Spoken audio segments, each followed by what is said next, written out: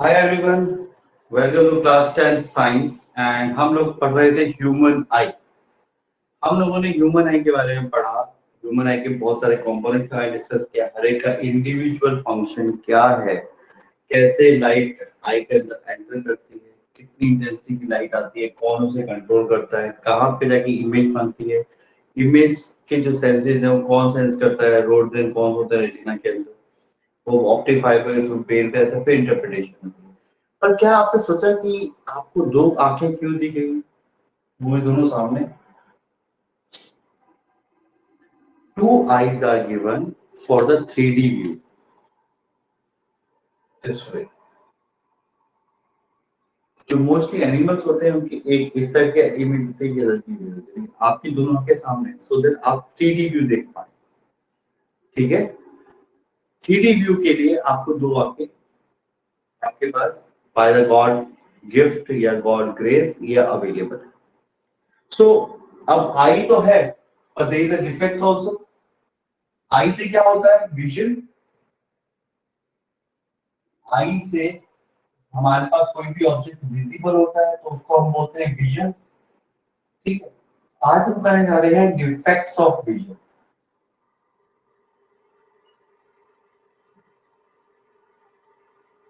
Right, आपने देखा होगा बड़े बुजुर्ग होते हैं, जैसे मैंने भी स्पेक्स लगा रखी। ठीक, तो जब एज होती है तो उनको पढ़ने में तकलीफ आनी शुरू हो जाती है, उनको पास का कम दिखाई देता है। कुछ लोगों में ऐसा होता है कि उनको दूर का कम दिखाई देता है। कुछ लोगों में दोनों चीजें होती हैं। तो ये क्या होता है और क्यों होता है, we are going to understand now in today's session. And उसका करेक्शन भी देखेंगे। तो पहला टॉपिक है, इसके अंदर तीन टाइप के डिफेक्ट्स हम बेसिकली पढ़ने वाले हैं। ठीक है, फर्स्ट इज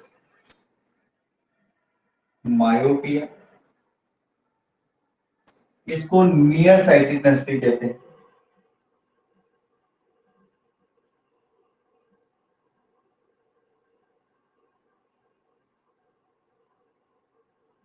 ठीक है, सेकंड हम पढ़ने वाले हैं हाइपर मेट्रोपिया। मेट्रोपिया मायोपिया, मेट्रोपिया। इसको हम लॉन्ग साइटेडनेस भी कहते हैं। ठीक है, तीसरा है प्रेस बायोपिया।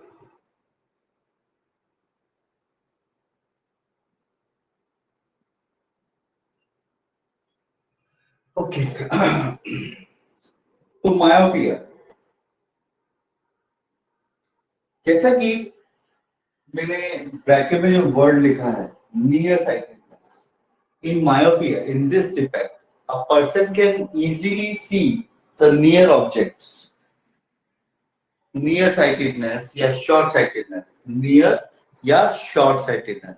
near की जगह पे आप यूज कर सकते हो short also, कुछ बुक्स में short दे रखा होगा। तो इसके अंदर क्या होता है, नियर ऑब्जेक्ट्स क्लियरली विजिबल होते हैं पर डिस्टेंट ऑब्जेक्ट ब्लर आते हैं, क्लियर इमेज नहीं बन पाती। ठीक है, समझ में आया?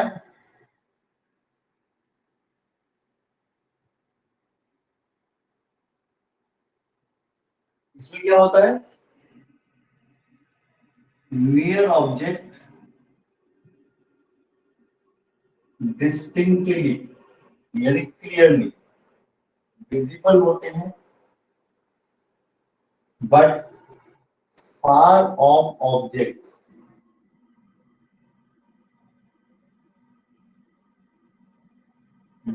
ब्लर्ड विजिबल होते हैं। सिंपल लैंग्वेज में लिख देता हूं, नॉट विजिबल क्लियरली। ऐसा क्यों होता है? ऐसा क्यों होता है? देखो, एक नॉर्मल आई अगर मैं बनाऊं,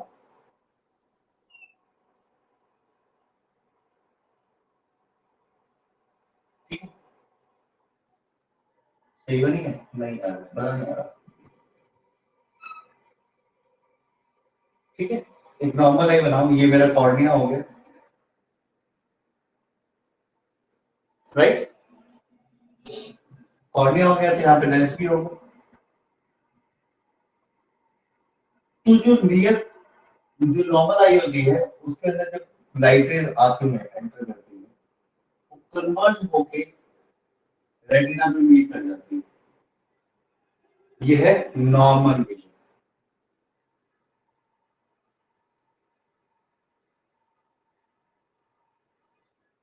ये रेटिना हो गया आपका। ठीक है, ये ऑब्जेक्ट हो गया। सेम हो ऑब्जेक्ट से लाइट रेज आई वो प्रॉपर्ली रेटिना पे कन्वर्ज होगी। कोन्स एंड रोड्स ने जो रेटिना पे हैं उन्होंने उसको डिटेक्ट किया और सीधा ऑप्टिक नर्व से पास कर दिया। क्लियर हुआ? यहाँ पे आप थर्ड रो भी दिखा सकते हो।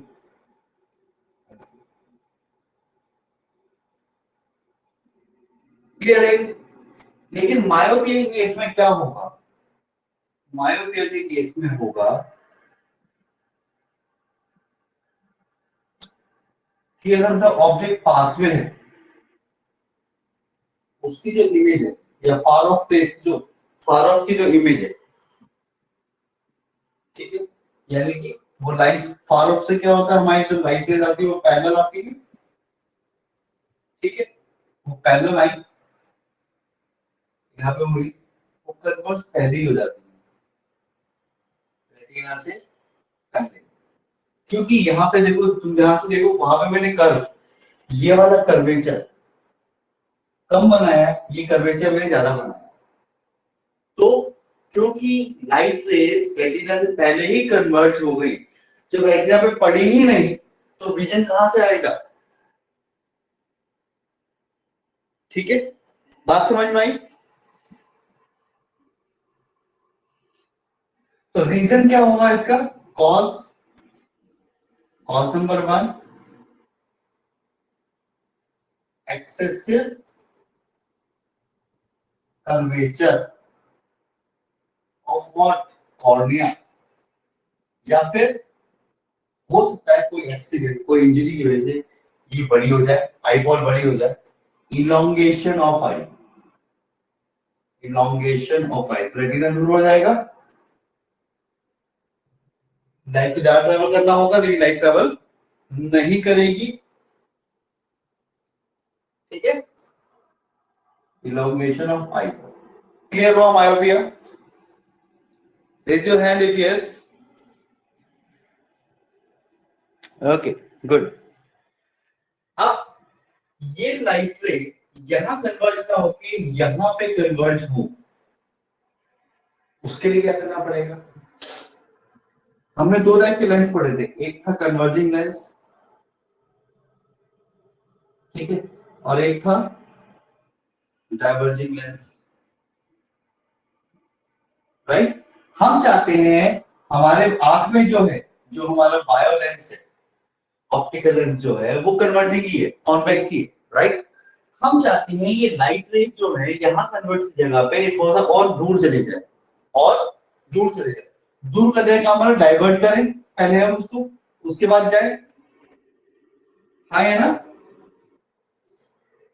तो क्या करेंगे हम? तो हम एक कॉन्केव लेंस लगाएंगे आई बॉल के आगे,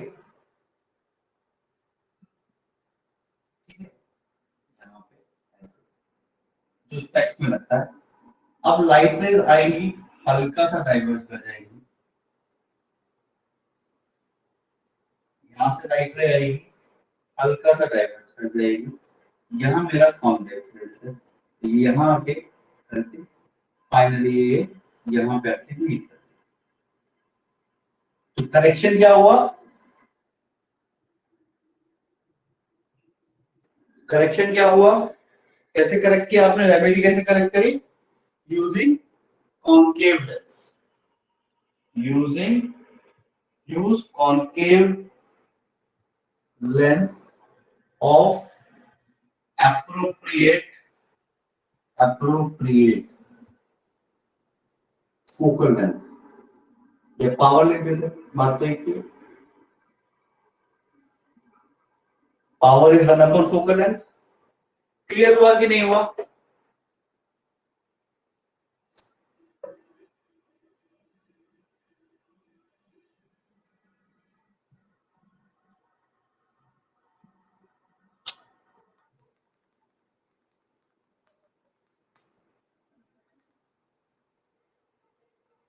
चले आगे बढ़े, इसका स्क्रीनशॉट लो, फिर मैं हाइपर इसको मिटा के हाइपरमीटर पे समझाऊंगा तुझे। ले लिया, लेके हैंड रेज करना फटाफट से।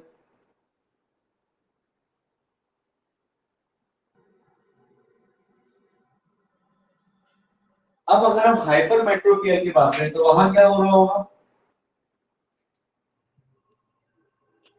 वहां पे नॉर्मल इलेक्ट्रिसिटी देते हैं,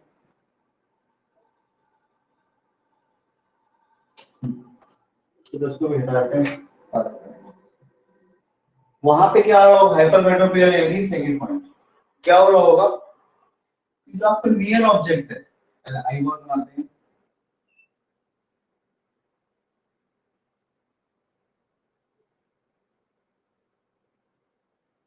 आपका जो नियर ऑब्जेक्ट है से आई, वो ऐसे जाएगी लाइट है। अब लाइट जो है ना जाके रेटिना के पीछे जाके कन्वर्ट होगी, मतलब इमेज यहां का ही बन रही है आई डैश। क्या हुआ कि जितना इसको कर्व होना था उतना कर्व नहीं मिला, ठीक है। आई बात समझ में कि नहीं आई। हाइपरमेट्रोपिया में क्या होता है, you can see far off objects clearly, far vision clear होती है, पर near objects not visible clearly, clearly, right? Hypermetropia is a defect in which a person can see far off object clearly, but near objects are not visible very clearly.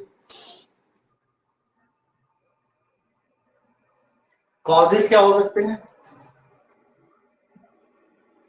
भाई, ये जो हमारा बायोलेंस है ये दबने पे थोड़ा कर्व हो जाता है, खींचने पे थोड़ा सा ये लंबा हो जाता है, लंबा होता है तो फोकल लेंथ बढ़ जाती है, दब जाता है तो फोकल लेंथ कम हो जाती है, राइट। ये तो है फोकल लेंथ जहाँ पे ये बन रही है कन्वर्जन के बाद।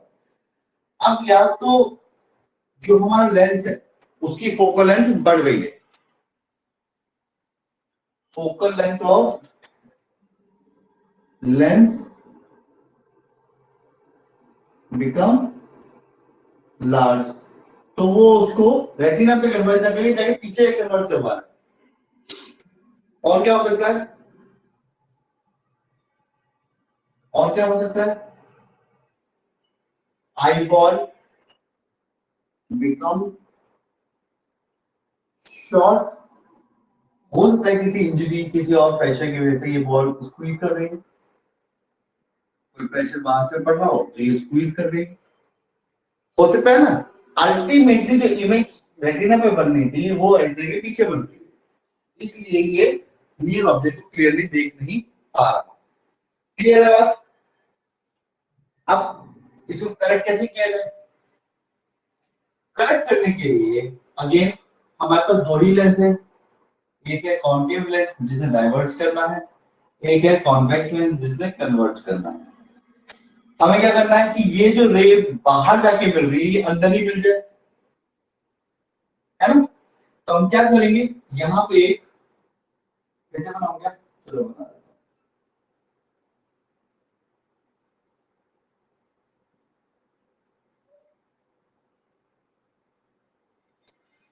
हूं। यहाँ पे हम एक कॉन्वेक्स लेंस लगा देंगे, तो क्या होगा, जो नियर ऑब्जेक्ट से रेज आ रही होंगी तो पहले थोड़ा सा कन्वर्ट करेंगे, कन्वर्ट करने का ऐसे। उसके बाद ये जो हमारा बायो लेंस है, जो हमारा नेचुरल लेंस है, ये इसको फर्दर कन्वर्ट करके रेटिना पे लिया। तो करेक्शन क्या है,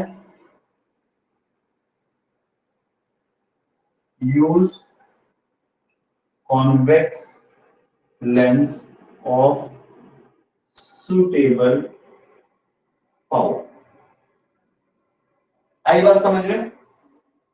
क्लियर हुआ?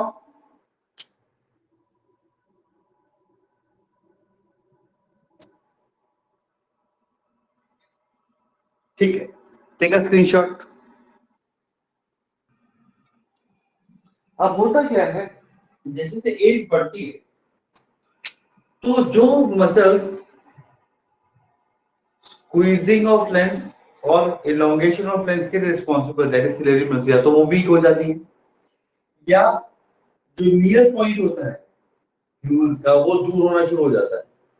नियर विजन मतलब इस पॉइंट तक हमें कोई भी ऑब्जेक्ट क्लियरली नजर आएगा। जैसे मेरे साथ दिक्कत है, मुझे अब नियर पॉइंट मेरा प्रॉब्लम में हो गया। ये प्रॉब्लम एज की वजह से नहीं आई, ये प्रॉब्लम आई है एक्सेसिव वर्किंग जो मैं आपके लिए करता हूँ, और आपकी 3 दिन मेरे तक पढ़ाई करके नोट्स बनाता हूँ या पीडीएफ तैयार करता हूँ या और अदर चीजें मैं अपलोड करता हूँ।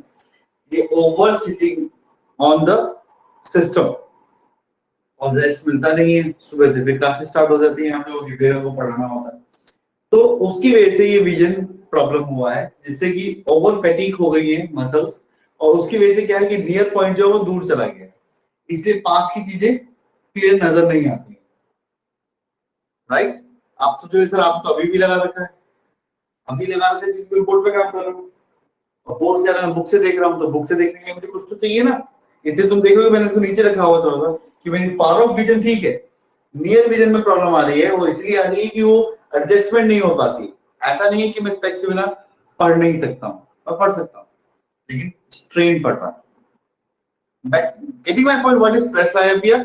या तो हमारी जो मसल जो इलोंगेशन और स्क्वीजिंग ऑफ लेंस के लिए रिस्पॉन्सिबल है वो वीक हो जाए, ठीक है, या फिर मसल्स हार्ड हो जाए, उनको फ्लेक्सिबिलिटी वीक पड़ जाए, या फिर एज के हिसाब से generally in a normal trend also this near point recedes away, ये दूर जाता जाता है, यानी कि आपकी नियर विजन में प्रॉब्लम आनी शुरू होती है, और इस डिफेक्ट को कहते हैं हम लोग लेंस मायोपिया। अब ये डिफेक्ट सिर्फ नियर विजन में ही नहीं आता, एज के साथ ये दोनों ही डिफेक्ट एक साथ शुरू हो जाते हैं। फार ऑफ पॉइंट भी क्लियर नहीं होता, क्योंकि फार ऑफ के लिए क्या करना होगा, लेंस को लंबा करना होगा, खींचे ताकि फोकल लेंथ बढ़े, ठीक है।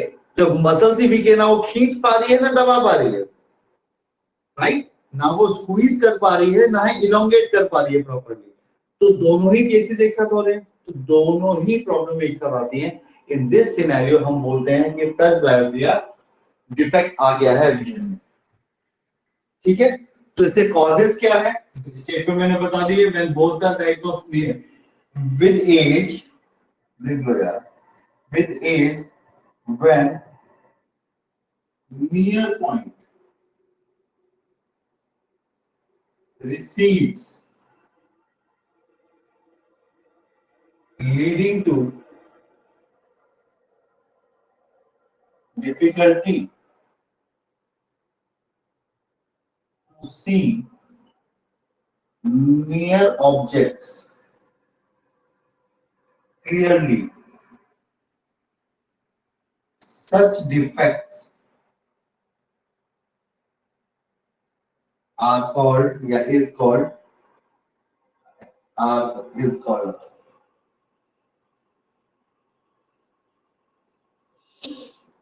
presbyopia।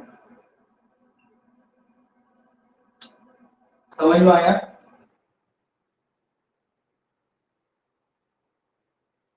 ठीक है। Sometimes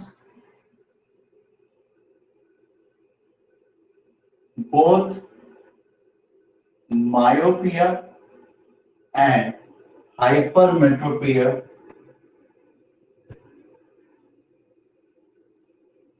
occur। अभी मैंने यहाँ मेंशन किया नियर के लिए, लेकिन यहाँ पे दोनों मैंने मेंशन कर दिया, ठीक है। बोथ डिफेक्ट अकर, कॉज क्या होंगे इसके, अभी बताया क्या है cause, weakness of ciliary muscles, weakness of ciliary muscles,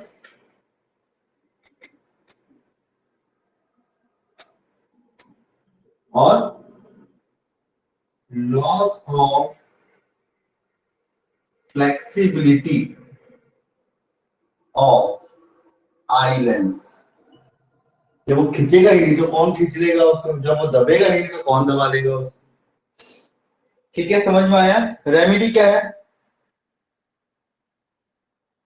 remedy क्या है, यानी कि करेक्शन क्या होनी है? Use of bifocal lens means a lens comprises of both convex and concave axis। दोनों ही जरूरी होती है। आपने देखो जो आपके घर में बड़े बुजुर्गों का चश्मे के अंदर एक कैसे यहाँ पे बना होता है, राइट? ये पढ़ने के लिए होता है, नियर विजन के लिए, और ये वाला पार्ट आपका डिस्टेंट विजन के लिए होता है, यानी कि फार पॉइंट के लिए होता है, राइट? आजकल तो और भी बहुत सारे तरह के लेंसेज आ गए हैं, लेकिन जनरली ये चलता था बायोमेट्रिक के अंदर। क्लियर है बात?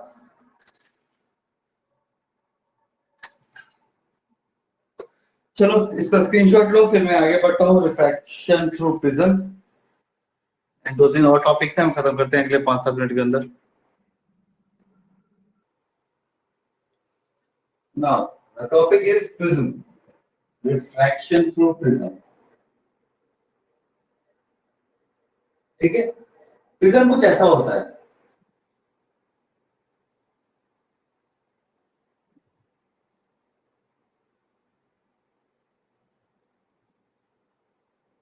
इसके दो ट्रायंगुलर फेसेस होते हैं। ठीक है, two triangular faces, transparent, and three rectangular faces.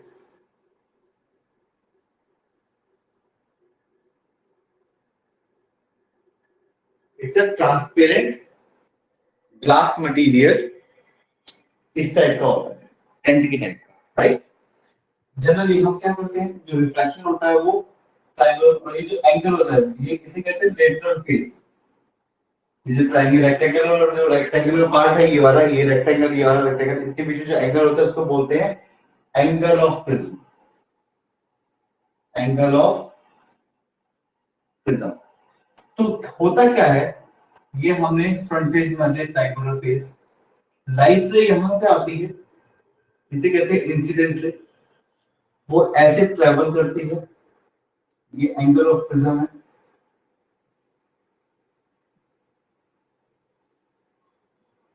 ठीक है, ऐसे ट्रेवल करती है एंड फाइनली वो टुवर्ड्स द बेस स्प्लिट हो जाती है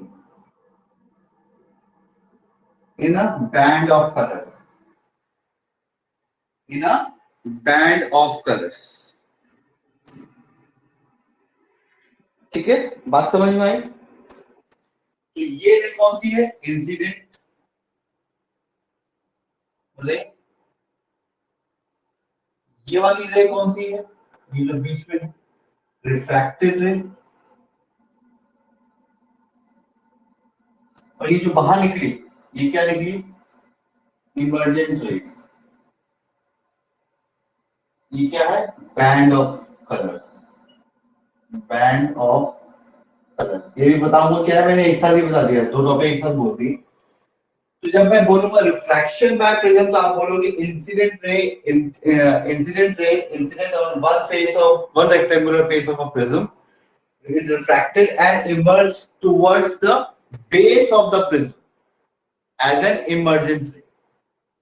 ठीक है, the incident ray incident on the one of the rectangular face of the prism, refracted through one first lateral face and then again emerged out from the second lateral face called as emergent ray।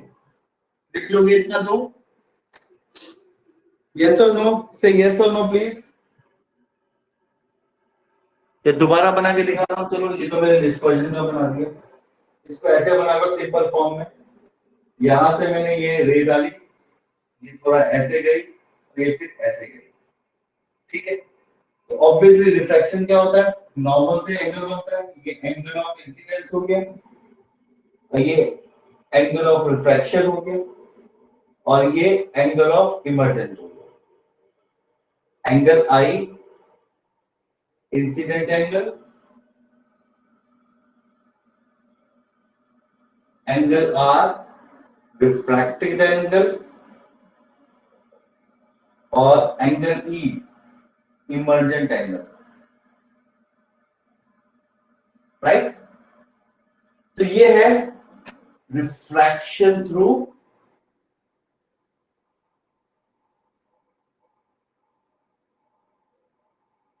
Prism. अब यहां क्या होगा, हमारी white light multiple colour से form होकर white light बनी है। It's a combination of different colours. Different colour का मतलब उसके अंदर और बहुत सारी रेज हैं जिनकी अलग अलग फ्रीक्वेंसी है। फ्रीक्वेंसी अलग होने का मतलब है उनकी स्पीड अलग है, ठीक है। वैक्यूम में उन सबकी स्पीड सेम जा रही है, लेकिन जैसी किसी मीडियम में जाते हैं तो उस मीडियम में मूव करने की उस रे की स्पीड अलग होती है। तो इस वजह से क्या होता है कि जब वो जाती है, रिफ्रैक्ट होती है, रिफ्रैक्ट होकर बाहर निकलने लगती है, तो ये सब अपने अपनी तरीके से यहाँ पे ये पहले पास पास होते हैं, देन ये रिफ्रैक्शन के बाद इनकी स्पीड डिफर कर चुकी होती है। तो हर एक ने अलग अलग पाथवे लिया, स्पीड जिसकी तेज है वो शॉर्ट पाथ जल्दी कवर कर जाएगा, सीधा निकले, जिसकी वो सीधा निकलने की कोशिश करेगा ऐसे, जिसकी स्पीड स्लो है वो थोड़ा और डेविएट हो जाएगा, जिसको दिक्कत आ रही होगी, जिसकी और स्लो है वो और डेविएट हो जाएगा। तो होते होते क्या होगा, जो पहले पहुंच रहा होगा वो पहले बार निकलेगा, जो बाद में पहुंचेगा वो बाद में निकलेगा। तो अल्टीमेटली तो हमें मिलेगा वो एक बैंड ऑफ कलर मिलेगा, and this process is called dispersion. क्या बोलते हैं इसको, dispersion. The process of splitting of white light, dispersion. The phenomena of splitting of white light into band of colors is called dispersion. ये colours कौन से होते हैं, रेनबो वाले होते हैं। कौन से कलर्स होते हैं, rainbow, VIBGYOR, violet, indigo, blue, green, yellow, orange and red. आई बात समझ में। Collectively, band of colors को we call it as a spectrum. What is spectrum? Spectrum is nothing but a band of colors. Spectrum is called the band of colors is called spectrum. बात समझ में आई। And spectrum कौन सा है, visible. Visible इसको बोलते हैं visible spectrum, क्योंकि ये सारे कलर हमें विजिबल होते हैं। V फॉर वॉयलेट, लिखो क्या, चलो लिख दे रहा हूं। V for violet, I for indigo, vibgyor, B for blue, G for green, Y for yellow, O for orange, R for red. This is vibgyor. Cause मैंने आपको बता दी है, different colors have a travel with a different speed in medium, ठीक है। Cause क्या है इसका,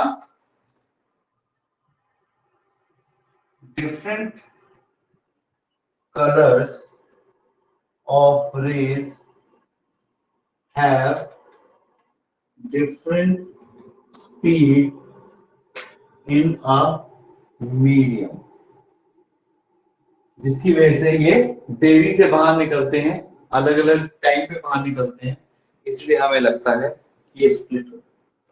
क्लियर हुआ कि नहीं हुआ?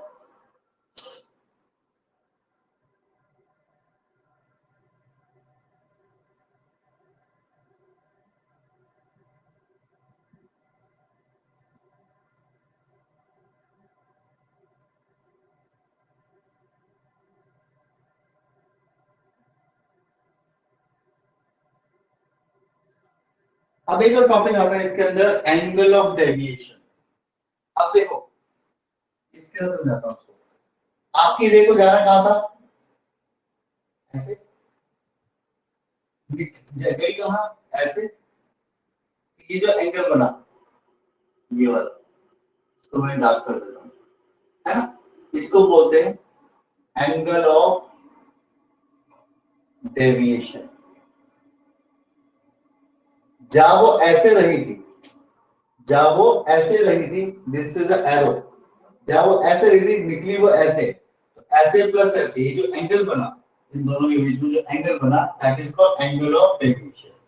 तो the angle between the incident ray and the emergent ray is termed as angle of deviation. ये इंसिडेंट रे है और ये इमर्जेंट रे, इनके बीच में जो एंगल बन रहा है वो एंगल ऑफ डेविएशन। क्लियर है?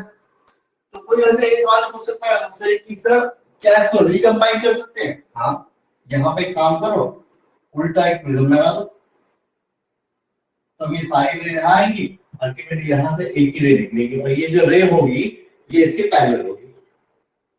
क्योंकि सिंपल सी बात है ना, एक ग्लास स्लैब अगर आप लेते हो, उसको ऐसे तोड़ दो तो प्रिज्म, एक प्रिज्म 1 हो गया, प्रिज्म 2 बन गया। तो लाइट रे अगर यहाँ से आ रही है तो यहीं से तो निकलेगी, बीच में कुछ भी हो सकता है, वो ऐसे जा सकती है। आया समझ में?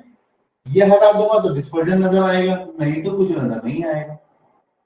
आया? इसे कहते हैं recombination of white light. When a band of colors recombine while passing through the inverted prism, when a band of color recombine on passing through inverted prism is called recombination of white light. लिखो क्या? कहां लिखो? When a band of colors recombine into white light on passing through inverted, ये मैंने WhatsApp वाली line spelling लिखी है, ये मत लिख देना पेपर में जाके। थ्रू की स्पेलिंग THROUGH होता है, ठीक है? Passing through the inverted prism, ठीक है? Is called recombination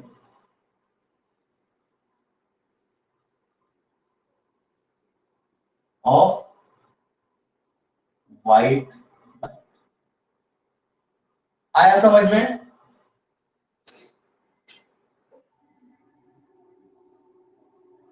raise your hands. समझ में आया क्या? Good, take a screenshot. अब रेनबो में क्या होता है?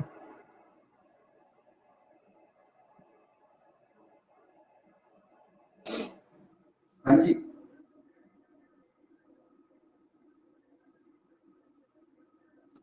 It is a natural spectrum, माना स्पेक्ट्रम मतलब बैंड ऑफ कलर्स।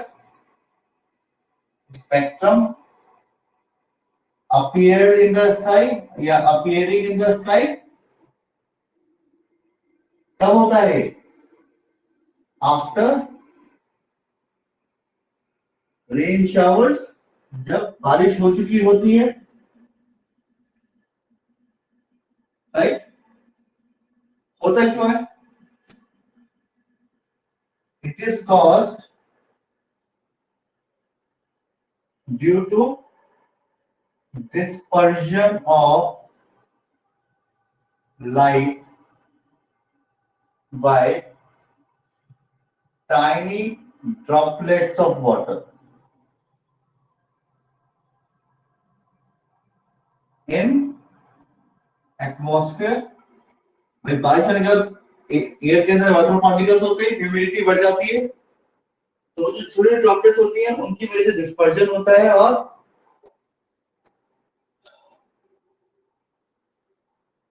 अच्छा it appears opposite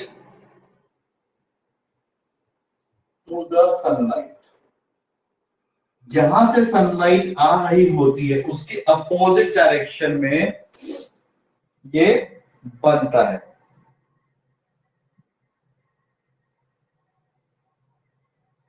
it appears opposite to the sun या सनलाइट, जो लिखना चाहो आप देख सकते हो, सन लिख दोगे तो भी चलेगा। अगर सन इस तरफ है तो रेनबो यहां बनेगा, अगर सन इस तरफ है तो रेनबो यहां बनेगा, मतलब हम यहां से देखेंगे या फिर हम यहां से देखेंगे, सॉरी यहां से देखेंगे, ठीक है। हाँ हम यहां से देखेंगे, सन हमारे पीछे होगा, क्लियर है, राइट। अच्छा होता क्या है टेक्निकली, क्या होता है टेक्निकली, तो इसमें होता है एक बार रिफ्लेक्शन और रिफ्रैक्ट, दो बार रिफ्लेक्शन एक बार रिफ्लेक्शन। ड्रॉपलेट क्या होती है, सर्कुलर शेप में होती है, सनलाइट आई रिफ्रैक्ट कर गई, यहां से बाहर नहीं निकलती, रिफ्लेक्ट हो जाती है और फिर से वो रिफ्रैक्ट हो जाती है। यहाँ पे हम क्या देख रहे हैं, यहाँ पे हम लाइट देख रहे हैं, यहाँ सन है, समझ में आया। यहाँ क्या हुआ रिफ्रैक्शन, यहाँ क्या हुआ रिफ्रैक्शन, यहाँ क्या हुआ रिफ्लेक्शन, समझ में आया। पहली वाली में रिफ्रैक्शन, दूसरी में रिफ्लेक्शन, तीसरी में रिफ्रैक्शन, तो क्या बना रेनबो, समझ में आया।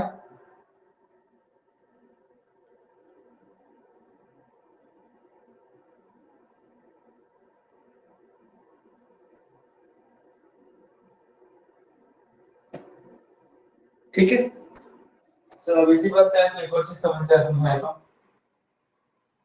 Atmospheric reflection.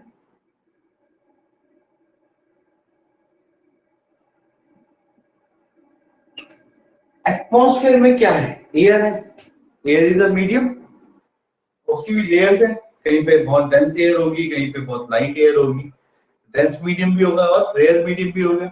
रेयर मीडियम और डेंस मीडियम की वजह से ही तो रिफ्रैक्शन होता है, हाँ या ना, ठीक है।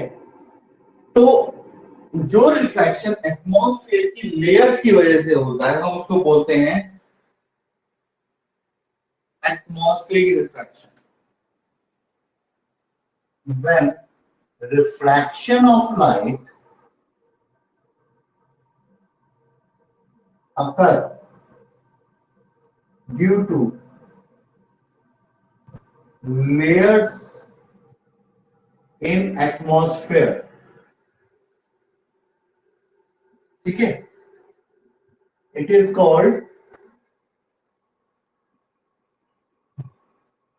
atmospheric refraction। मैं एटीओ लिख रहा हूँ बस इसको, रिफ्रैक्शन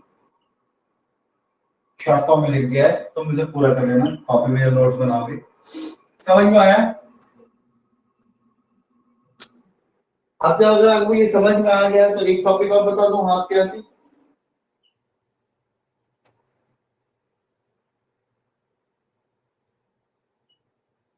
आपको आपने स्टार्स देखे रात में, अभी बाहर जाके देखोगे तो स्टार्स ट्विंकल करते हैं, जगमग जगमग करते हैं, होता क्या है एटमॉस्फेयर में, क्या है एयर गैसेस वो कॉन्टिन्यूसली मूव कर रही हैं, तो कॉन्टिन्यूसली मूव कर रही हैं तो कहीं पे रेयर बन रहा है, कहीं पे दूर जा रही है लेयर, कहीं पे पास हो रही है, पास हो रही तो डेंसर मीडियम बन रहा है, दूर जा रही है तो रेयर मीडियम बन रहा है, पास दूर ऐसे हो रहा है।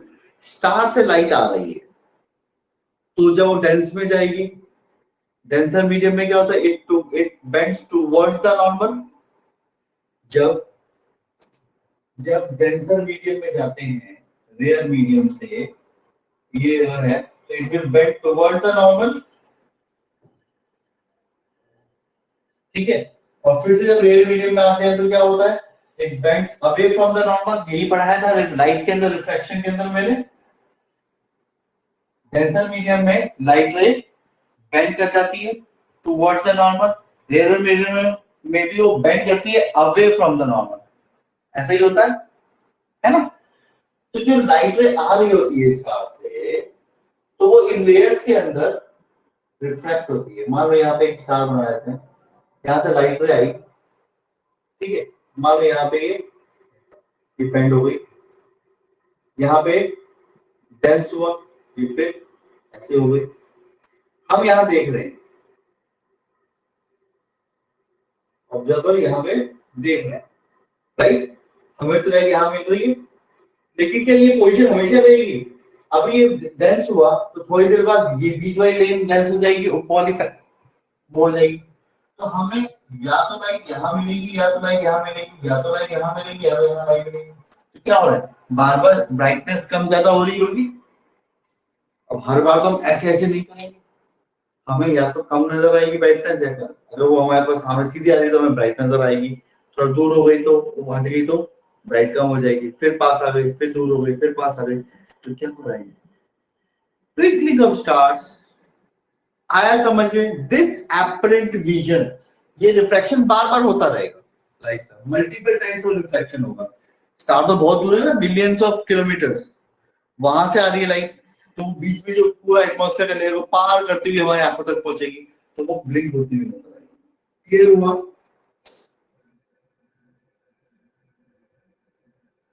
तो क्वेश्चन आएगा, why do stars twinkles at night? Due to ATM refract,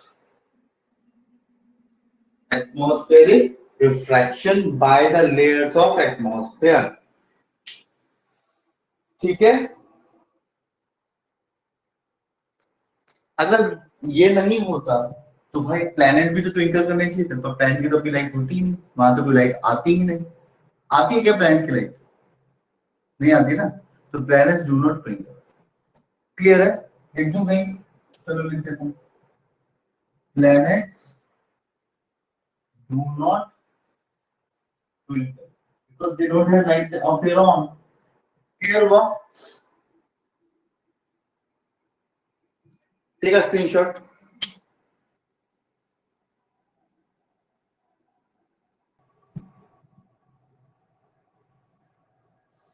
अब सवाल उठता है, आपको मालूम है जब सूरज निकलता है, जब सूरज एक्चुअल सूरज सनराइज होता है, हमें उससे 2 मिनट पहले सनराइज नजर आ जाता है। तो जब सूरज सनसेट होता है, हमें उसके 2 मिनट बाद तक सनसेट नजर आता है। कुल मिला के हमारा दिन 4 मिनट लंबा होता है, मालूम है? नहीं होता क्या है, ये हमारा अर्थ है, अर्थ के ऊपर एटमॉस्फेयर है, डॉटेड लाइन बनाते हैं। एटमॉस्फेयर में लेयर्स ऑफ एयर है, ठीक है। सन जब सन जब यहां होता है, तो सन की रेज ऐसे जा रही होती है, ठीक, लेकिन वो पड़ती ऐसे ही। क्यों? बिकॉज डेंसर मीडियम में वो रिफ्लेक्ट हो गई, अर्थ पे पड़े, तो हमें क्या नजर आता है, सूरज निकल गया। तो this is the reason for early sunrise.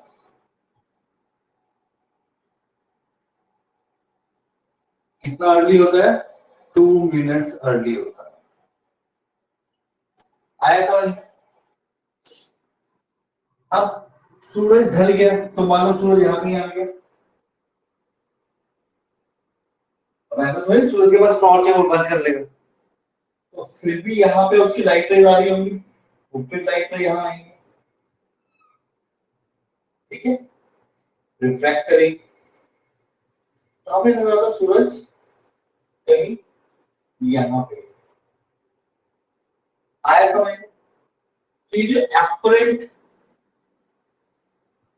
Distance है रिफ्रैक्शन की वजह से, ये क्या हुआ, डिले सनसेट। कितना डिले होता है, 2 मिनट्स डिले होता है। रीजन क्या होता है, कॉज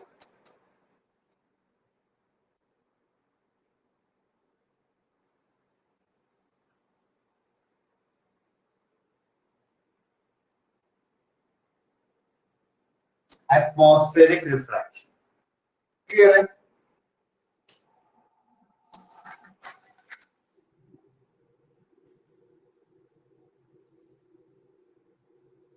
क्लियर है?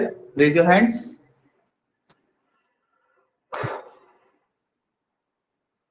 गुड। चलो अब ये बात आ गई है तो अब एक और टॉपिक समझ लो साथ साथ में, स्कैटरिंग ऑफ लाइट। क्या होता है, यहाँ एक मॉडल डॉट है, बड़ा सा बनाया था, लाइट यहाँ पे पड़ी, इस पे इसने यहाँ रिफ्लेक्ट कर दी, लाइट ऐसे आई, इससे फिर यहाँ भी रिफ्लेक्ट कर दी, लाइट इसको यहाँ से मिली तो इसने यहाँ रिफ्लेक्ट कर दी। क्या हो रहा है, वो हर लाइट को अलग अलग डायरेक्शन में रिफ्लेक्ट कर रहा है, ठीक है कि नहीं? लाइट यहाँ पड़ी तो उसे यहाँ रिफ्लेक्ट कर दी, लाइट यहाँ पड़ी तो उसने यहाँ रिफ्लेक्ट कर दी। What is happening, multiple reflection हो रहे हैं, ठीक है। So reflection of light in all directions by an object is called scattering of,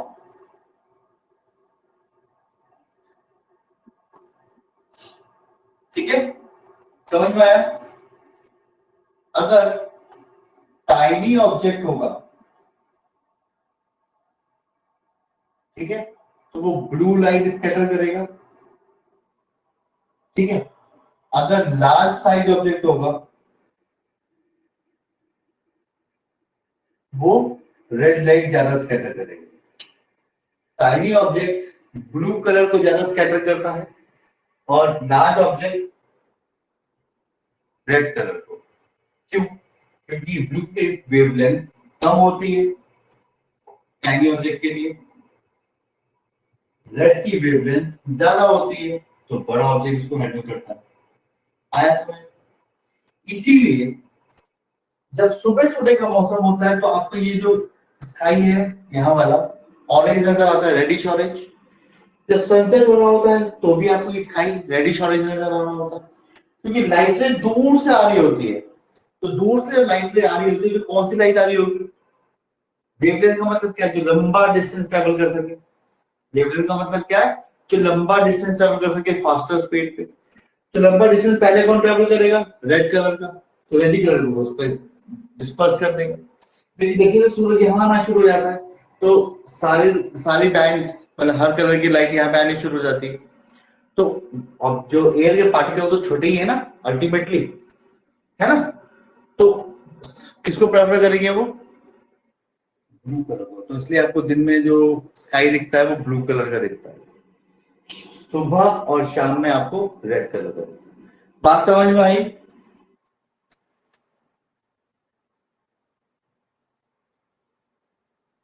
ठीक है।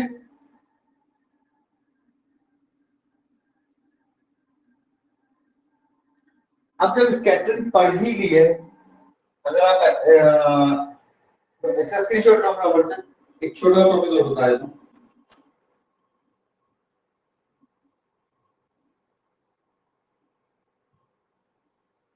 Taken? Raise your hand fast. Okay, जब स्कैटरिंग ऑफ लाइट पढ़ रही तो स्कैटरिंग ऑफ लाइट सिर्फ सन की नहीं होती है यार, ठीक है। एक बीकर में ट्रू सॉल्यूशन, ट्रू सॉल्यूशन मतलब शुगर सॉल्यूशन ले लो, सॉल्ट सॉल्यूशन ले लो। अब इसमें से टॉर्च लगा के मैंने लाइट फेंकी, है ना, वो क्या होगा, लाइट इसमें से पास करेंगे, क्या हुआ, लाइट तो सीधे जाना था,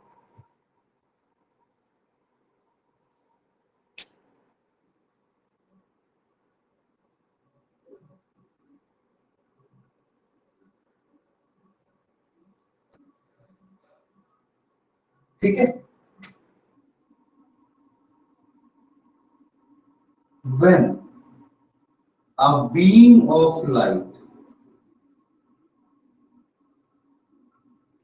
scatter on passing through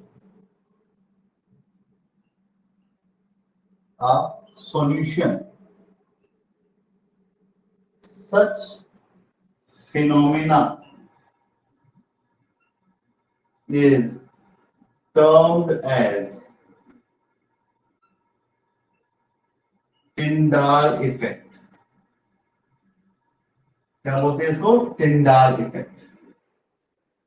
true solution में, ट्रू मतलब प्योर सॉल्यूशन, सॉल्ट सॉल्यूशन जो कंप्लीटली मिक्स हो जाते हैं, जो पानी नजर, पार्टिकल नजर नहीं आते, ट्रू सॉल्यूशन में नो स्कैटरिंग, कोई स्कैटरिंग नहीं होती, क्योंकि पार्टिकल साइज बहुत छोटा होता है। As the particle size is very small, ठीक है। कोराइडल सॉल्यूशन में स्कैटरिंग होती है, scatter the light as particle size is moderate. और गलती से अगर हमने हेट्रोजीनियस सॉल्यूशन ले लिया, मतलब मट्टी डाल दी, तो पार्टिकल साइज और बड़ा हो जाएगा, तो या तो लाइट जाने ही नहीं देगा, और देगा अगर जाने देगा तो वो क्या करेगा, स्कैटरिंग करेगा। तो स्पेसिफिकली अगर टिंडाल इफेक्ट आए तो आप ये भी लिख सकते हो, when a beam of light scatter on passing through the colloidal solution, यहाँ पे लिख सकते हैं passing through a colloidal solution, such phenomena is termed as Tyndall। चाहो तो यहाँ पे डेफिनेशन में चेंजेस कर सकते हो, colloidal solution यही लिखो, इससे क्लियर जाएगा ट्रू सॉल्यूशन। इसके अलावा कोई भी वर्ड आएगा तो आप नो लिख पाओ, है ना। passing through a colloidal solution, such phenomena is called Tyndall। Clear हुआ? अब मैंने आपको समझा दिया है कि स्काई ब्लू क्यों होता है और रेड क्यों होता है। स्काई ब्लू कब होता है, डे टाइम में, और रेड कब अपीयर होता है, रेडिश ऑरेंज जिसे कहते हो आप, सनराइज और सनसेट के टाइम। ये आपको मैंने बता दिया। एक बार अपनी बुक यानी एनसीईआरटी बुक को एक बार रीड थ्रू कर लेना। Now the chapter is over from my side. अब आते हैं कुछ क्वेश्चंस, इंपॉर्टेंट न्यूमेरिकल्स, वो हम करेंगे नेक्स्ट सेशन में। एंड इनफैक्ट आप भी ट्राई करें, कोई मुश्किल नहीं है, क्योंकि उसके बेसिकली पावर वाले क्वेश्चन है। पावर के लिए फोकल लेंथ पता होना चाहिए, फोकल लेंथ के लिए फॉर्मूला कौन सा लगेगा इसका, 1/v - 1/u = 1/f। याद है लाइट में पढ़ा था, 1/f = 1/v - 1/u। ये वाला फॉर्मूला लगेगा, 1/f निकल आएगा, एंड पावर क्या होती है, 1/f होती है, ठीक है। पावर पॉजिटिव होगी तो कॉन्वेक्स, नेगेटिव होगी तो कॉनकेव। क्लियर हुआ? फोकल लेंथ अगर नेगेटिव होती है तो कॉनकेव लेंस होता है, और पॉजिटिव होती है तो कॉन्वेक्स लेंस होता है। तो सिमिलरली पावर अगर पॉजिटिव है तो कॉन्वेक्स, और नेगेटिव है तो कॉनकेव। पावर को ऐड करने के लिए P equals to P1 plus P2 plus P3 जितनी भी पावर है के सबको सिंपली ऐड कर दें। पावर का यूनिट क्या होता है? डायोप्टर। क्लियर हुआ?